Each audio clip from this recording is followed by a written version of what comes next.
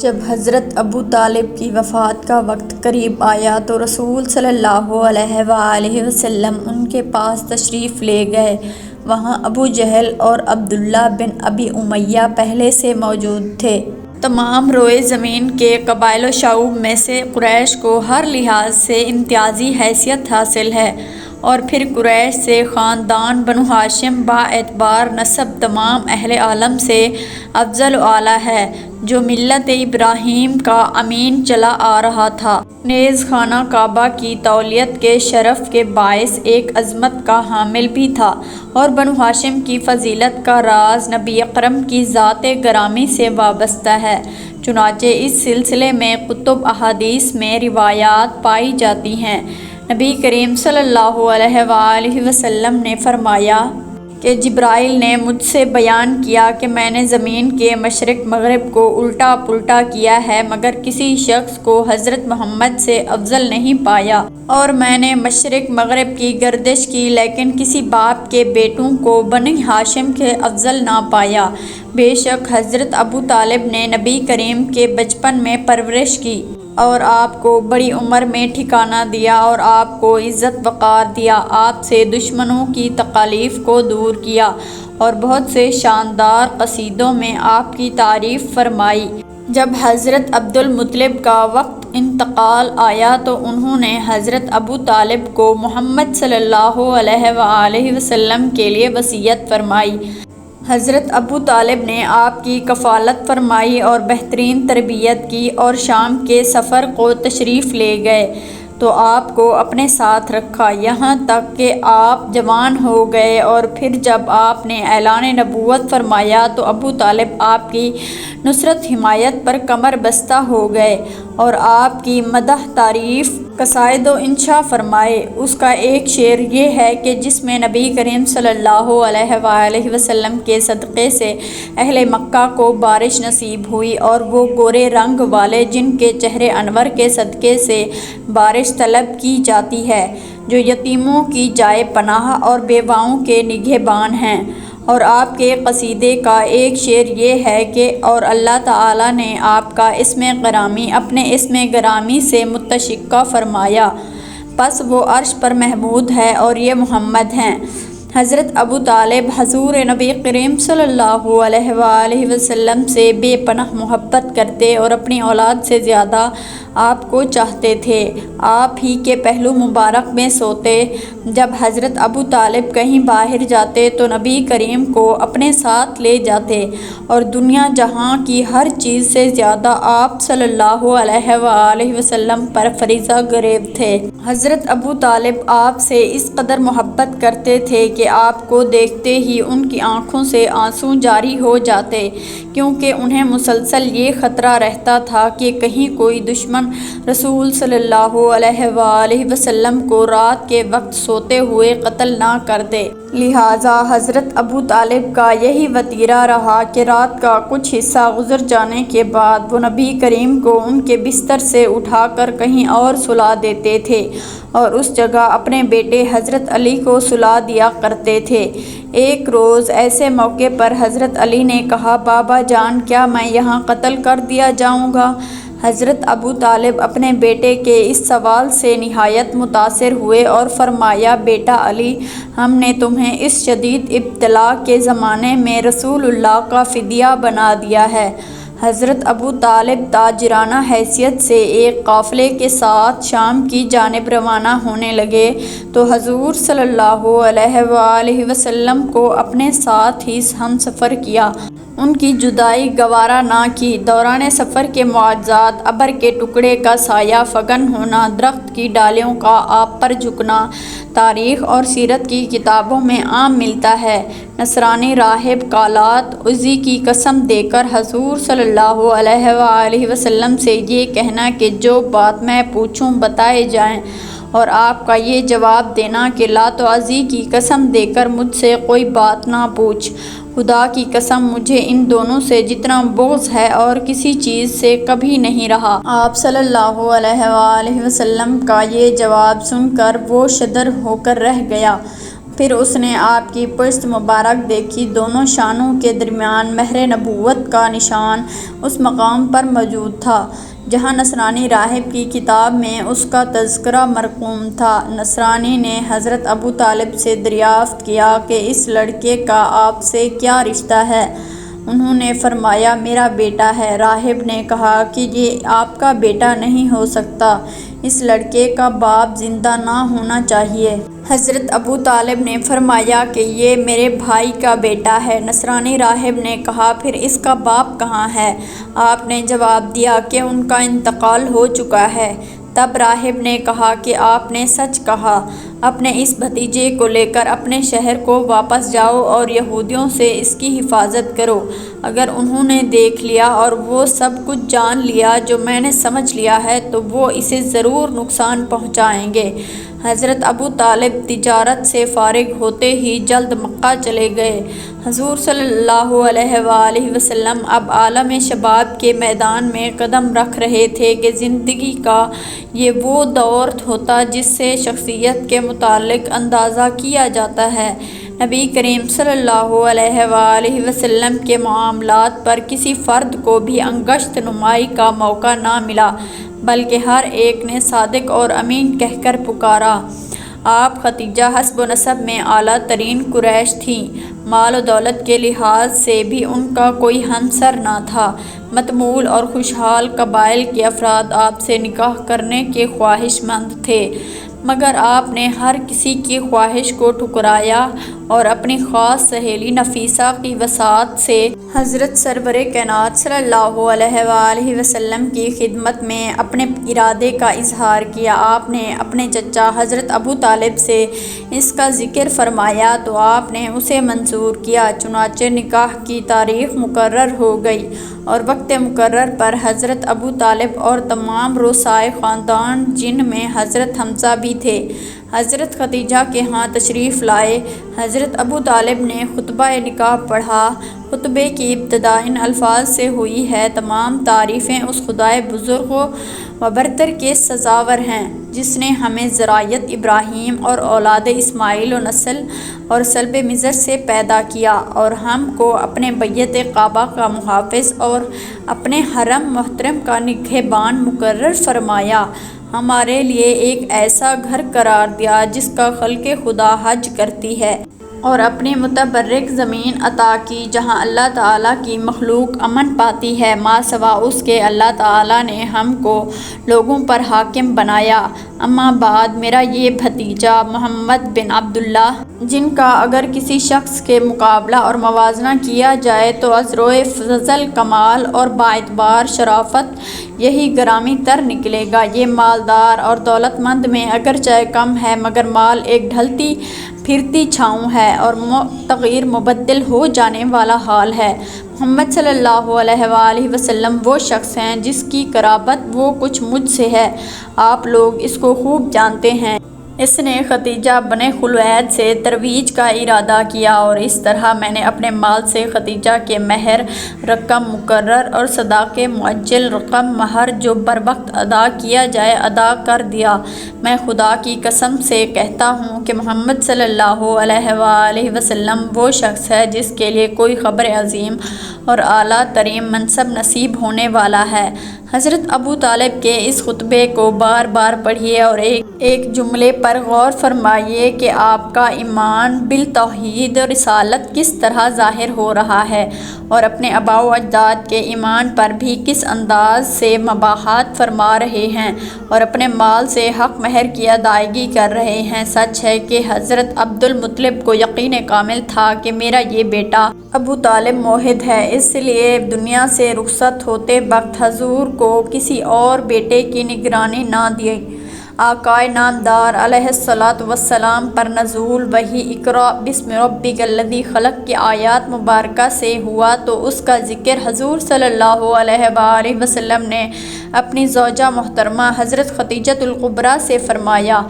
آپ علی مرتضیٰ بھی اس وقت آپ کے پاس ہی رہتے تھے۔ آپ نے اپنے اخبار الہی ہونے کا جب قریش پر انکشاف کیا کہ میں اللہ تعالیٰ کی جانب سے نبی ہوں تو اعلان نبوت پر قریش میں چائے میگیاں شروع ہو گئی، جو ایک دوسرے سے ملتا ہے یہی کہتا ہے نظر آتا ہے کچھ سنا ابو طالب کا بھتیجا محمد بن عبداللہ نے نبوت کا دعویٰ کر دیا ہے۔ یہ خبر پورے مکہ اور اس کے گرد و نواح کی آبادیوں میں پھیل گئی۔ ہر طرف سے تعجب کا اظہار ہونے لگا کہ محمد صلی اللہ علیہ وآلہ وسلم ہمارے معبودوں کو برا کہتا ہے اور وہ اس امر کی تلقین کرتا ہے کہ کہو لا الہ الا اللہ۔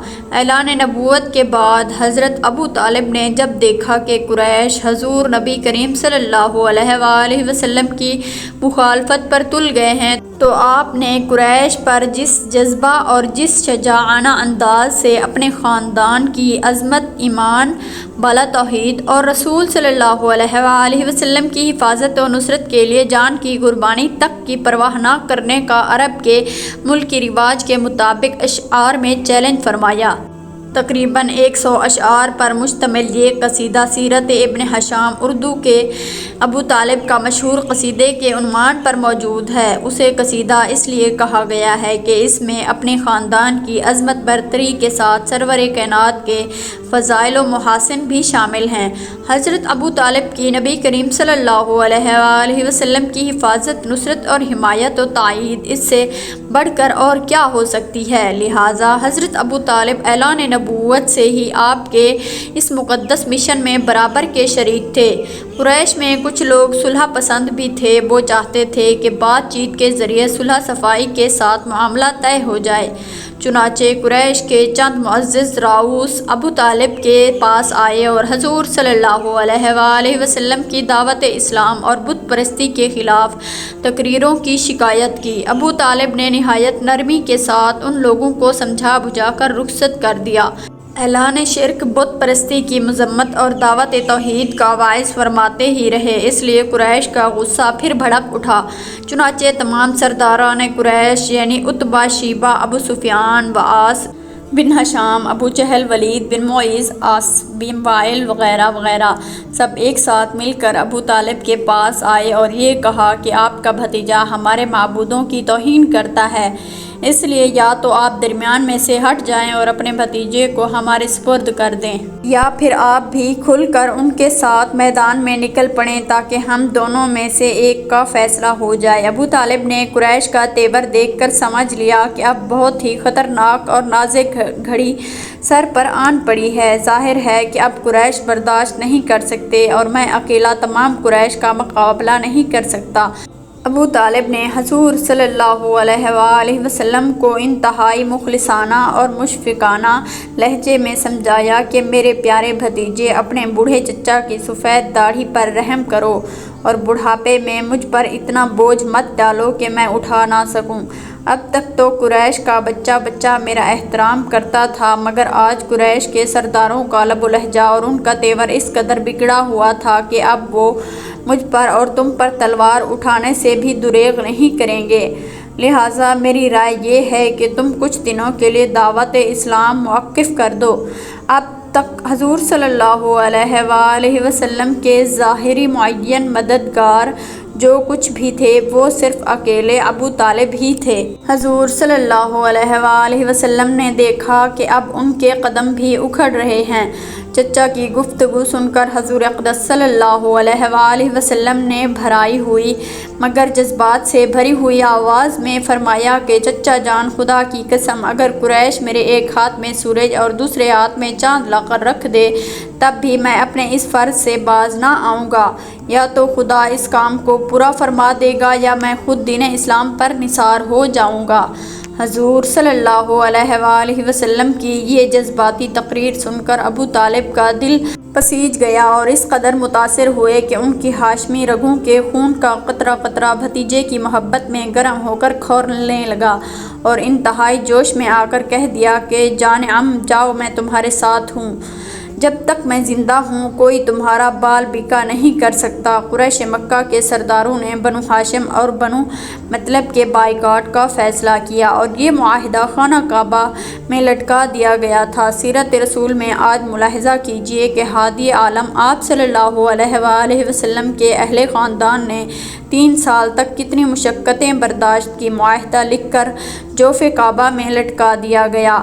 حضرت ابو طالب کو خبر ملی تو انہوں نے تمام بنی ہاشم اور بنی مطلب کو جمع کیا۔ چچا ابو طالب کو اس کا اندیشہ تھا کہ اب یہ اعیان قریش انتہائی قدم اٹھاتے ہوئے بھتیجے محمد صلی اللہ علیہ وآلہ وسلم کو جسمانی نقصان پہنچانے کی پوری کوشش کریں گے۔ اس اندیشے کا اظہار انہوں نے اپنے بھائیوں اور بھتیجوں سے کیا تو سب نے اس کا حل بھی انہیں پر چھوڑ دیا۔ حضرت ابو طالب نے فیصلہ کیا کہ فی الوقت سب لوگ شیب ابی طالب میں چلے جائیں، وہیں قیام کریں، سب ایک ساتھ رہیں، اس طرح حفاظت بھی رہے گی اور اجتماعیت بھی برقرار رہے گی۔ یوں بھی اب محلوں میں رہنے سے کوئی فائدہ نہ تھا، مقاطعے کی صورت میں ان لوگوں کے بالکل الگ تھلگ پڑ جانے کا اندیشہ تھا جو قریش کے دوسرے قبیلوں کے درمیان مکان بنا کر رہ رہے تھے۔ ابو لہب بھی بھائی تھا مگر وہ اس میٹنگ میں شریک نہیں تھا۔ اس کے علاوہ تمام لوگ شیب ابی طالب میں منتقل ہو گئے۔ یہ ایک وسیع و عریض گھاٹی تھی جو دو پہاڑوں کے بیچ میں قدرتی طور پر بن گئی تھی اور اس وقت حضرت ابو طالب کی ملکیت میں تھی۔ قریش کے تمام 10 قبیلوں کے پاس اپنی اپنی گھاٹیاں تھیں۔ ابو لہب کو بڑا ناز تھا کہ اس نے اپنے آباء و اجداد کے دین کی خاطر اور لات و عزی کی عظمت کے تحفظ کے لیے اپنے سگے بھائیوں اور بھتیجوں کو چھوڑ دیا ہے۔ ایک دن وہ عتبہ بن ربیعہ کی بیٹی ہند کے پاس گیا اور جا کر کہنے لگا، اے عتبہ کی بیٹی، کیا میں نے ان لوگوں کو چھوڑ کر جنہوں نے لات و عزی کو چھوڑا اور ان معبودوں کے خلاف بغاوت کی، لات و عزی کی مدد نہیں کی؟ ہند نے جواب دیا کہ ہاں تم نے مدد کی ہے، اللہ تمہیں اس کی بہترین جزا دے۔ قابل ذکر بات یہ ہے کہ ابو طالب کے علاوہ سب ہی آل بنی ہاشم و بنی مطلب نے بنی شیب ابی طالب میں پناہ گزینی کی زندگی اختیار کی۔ اس میں مسلمان بھی تھے اور غیر مسلم بھی۔ مسلمانوں نے دین کی خاطر اور کافروں نے خاندانی نسبی تعلق کی وجہ سے قید و بند کی زندگی کو ترجیح دی۔ 3 سال کی مدت کم نہیں ہوتی، خاص طور پر اس وقت جب کہ یہ مدت مصائب اور مشکلات سے بھری ہوئی ہو۔ راحت، آرام، خوشی، مسرت کے دن پر لگا کر اڑتے ہیں جبکہ پریشانیوں کا وقت آہستہ آہستہ کٹتا ہے۔ شیب ابی طالب میں نبی اکرم صلی اللہ علیہ وآلہ وسلم اور آپ کے افراد خاندان کے دن مشقت بھرے تھے۔ کفار نے مکمل طور پر بائیکاٹ کر رکھا تھا۔ وہ لوگ ان تک کھانے پینے کی کوئی چیز پہنچنے نہیں دیتے تھے اور نہ بازار والوں کو یہ اجازت تھی کہ وہ ان لوگوں کو کوئی چیز فروخت کریں۔ بڑے تو کسی نہ کسی طریقوں پر فاقوں پر صبر کر لیتے لیکن چھوٹے چھوٹے معصوم بچے کیسے صبر کرتے؟ جب انہیں بھوک لگتی تو وہ بلبلاتے روتے۔ ان کے رونے کی آوازیں سن کر کفار مشرکین خوش ہوتے اور لطف اندوز ہوتے، انہیں ذرا رحم نہ آتا، ان کا دل ذرا نہ پستا۔ حضرت عتبہ بن عثمان کہتے ہیں کہ رسول صلی اللہ علیہ وآلہ وسلم کے ساتھ ہمارا پورا ہفتہ ایسے گزر جاتا تھا کہ ہمارے پاس کھانے کے لیے درختوں کے پتوں کے علاوہ کچھ نہ ہوتا۔ پتے کھا کھا کر ہمارے منہ چھل جایا کرتے تھے۔ حضرت سعد بن ابی وقاص فرماتے ہیں کہ شیب ابی طالب میں ہماری زندگی سختیوں میں گزر رہی تھی۔ ایک مرتبہ میں بھوکا تھا، اتفاق سے رات کو میرا پیر کسی چیز پر پڑا۔ میں نے وہ چیز اٹھا کر زبان پر رکھ لی اور اسے نگل گیا۔ مجھے آج تک پتہ نہیں چلا وہ چیز کیا تھی۔ علامہ سہیلی کہتے ہیں کہ جب کوئی قافلہ اشیاء خوردنی لے کر مکہ مکرمہ میں آتا تو شیب ابی طالب کے محصورین میں سے کچھ لوگ اس امید پر باہر نکلتے کہ شاید قافلے والے ہمیں کچھ فروخت کر دیں۔ مکہ والے تو انہیں دیکھتے ہی منہ پھیر لیتے ہیں۔ جب وہ ان قافلے والوں کے پاس پہنچتے اور ان سے کوئی چیز خریدنا چاہتے تو اللہ کا دشمن ابو لہب ان کے پاس آ کر کھڑا ہو جاتا اور ان سے کہتا کہ یہ محمد کے ساتھی ہیں، انہیں مہنگے دام بتاؤ تاکہ یہ کوئی چیز خرید نہ سکیں۔ نقصان کی پرواہ مت کرنا، اس کی بھرپائی میں کر دوں گا۔ وہ لوگ ابو لہب کے بہکاوے میں آ کر مسلمانوں کو اتنے زیادہ دام بتلاتے کہ وہ خریدے بغیر خالی ہاتھ اپنے بچوں کے پاس واپس چلے جاتے۔ بچے بھوک سے بلبلا رہے ہوتے ہیں مگر ان کے پاس کھانے کو کچھ نہیں ہوتا اور لالچی تاجر ابو لہب کے پاس جا کر اپنا منافع لے لیتے۔ مسلمان اور ان کے ساتھ کچھ لوگ بھی تھے، وہ بڑی آزمائش سے گزر رہے تھے، ان کے پاس کھانے کو کچھ بھی نہ تھا۔ کتنے مشکل، سخت، جان گسل حالات تھے مسلمانوں کے لیے اور ہم ان حالات کا تصور بھی نہیں کر سکتے۔ اور جب ہم دیکھتے ہیں کہ یہ صورتحال 2 4 یا 4 دن مہینوں تک باقی نہیں رہی بلکہ مسلسل 3 سال تک اسی حالت میں گزرے تو کلیجہ منہ کو آتا ہے اور آنکھیں اشک بار ہو جاتی ہیں۔